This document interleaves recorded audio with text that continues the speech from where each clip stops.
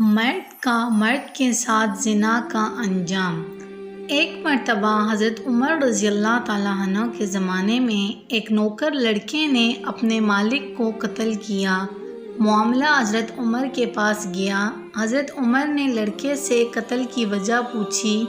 لڑکے نے کہا اس نے میرے ساتھ زیادتی کی ہے۔ حضرت عمر کے پاس یہ اس قسم کا پہلا مقدمہ تھا۔ حضرت عمر نے کیس حضرت علی کے پاس بھیجا۔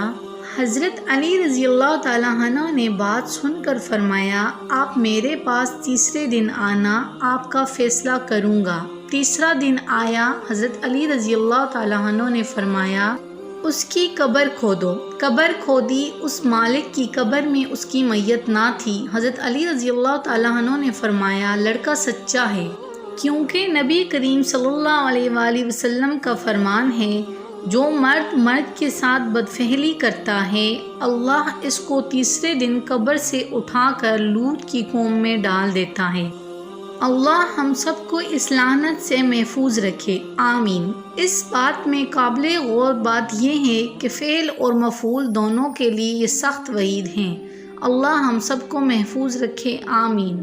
اس طرح کی مزید اسلامک ویڈیوز کے لیے ہمارے چینل کو سبسکرائب کر لیجئے، شکریہ۔